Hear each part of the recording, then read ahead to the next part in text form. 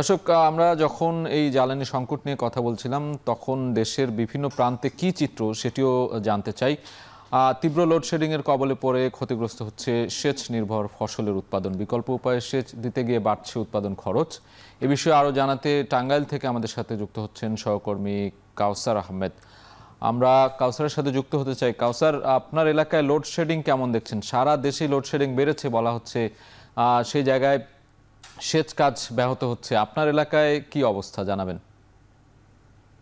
আপনার বাইপাস এলাকায় এই এলাকার কয়েকজন ধান চাষি জানিয়েছেন যে তারা পর্যাপ্ত পরিমাণ বিদ্যুৎ পাচ্ছেন না। তারা অভিযোগ করে বলছেন যে ২৪ ঘন্টায় অন্তত ১২ থেকে ১৩ ঘন্টার মতো লোডশেডিং হচ্ছে। ধান চাষ করতে গিয়ে তারা হিমশিম খেতে হচ্ছে। এর কারণ অন্যতম কারণ হিসেবে তারা বলছেন যে লোডশেডিং এর কারণে তারা সেচ দিতে পারছেন না। আমার সাথে সকালবেলায় টাঙ্গাইল সদরের গালা এবং বাঘিল ইউনিয়নের কয়েকজন সেচ পাম্প মালিকের সাথে কথা হয়েছে। তারা বলছেন যে এই দিন যতই যাচ্ছে ততই ঘন ঘন লোডশেডিং হচ্ছে, আর এতে করে এখনই পানির পর্যাপ্ত দিতে হবে এই বোরো ধান খেতে। তারা বলছেন যে এখন বেশিরভাগ ক্ষেতেই আধা পাকা ধান রয়েছে, কোথাও ধানের শীষ বের হচ্ছে। এখন যদি এই পর্যাপ্ত পরিমাণ পানি না দেওয়া যায় সেই ক্ষেত্রে তারা ক্ষতির মুখে পড়তে পারে।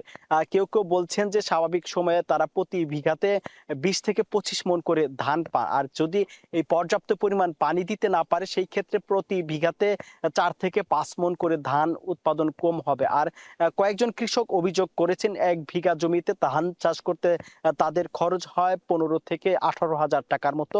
তারা বলেছেন যে এই ধান চাষ করতে সার, হাল চাষ, শ্রমিক খরচ সহ অন্যান্য খরচের চেয়ে সেচ পাম্প মালিককে তাদের অধিক টাকা দিতে হয়। তারা বলছেন যে ১ বিঘা জমিতে ১৫ থেকে ১৮,০০০ টাকা খরচ হলে তাদের এইখানে সেচ পাম্প মালিককে ধান দিতে হয় ৪ ভাগের ১ ভাগ। সেই ক্ষেত্রে বলছে যে প্রায় ৫ থেকে ৬ মণ ধান দিতে হয়। সেই ৬ মণ ধানের দাম হচ্ছে ৭ থেকে প্রায় ৮,০০০ টাকা। সেই জন্য তারা বলছেন যে এই যে সেচ পাম্পের জন্য এই বড় চাষি যারা রয়েছে তাদের কাছ থেকে টাকা নেওয়ার নিয়ম থাকলেও এই সেচ পাম্প মালিকরা সিন্ডিকেট করে টাকা না নেওয়ায় এই ধান নেওয়ার ফলে এই যারা ধান চাষি রয়েছেন তারা ক্ষতির মুখে পড়ছেন। আর এদিকে কৃষি অফিস থেকে জানিয়েছে যে জেলায় এবছর প্রায় ৭৬,০০০ হেক্টর জমিতে বোরো ধানের চাষাবাদ শুরু হয়েছে। যারা ব্রি ২৮ সহ অন্যান্য জাতের চাষ করেছিল অনেক কোনো এলাকায় ধান কাটা শুরু হয়েছে, তবে পুরোদমে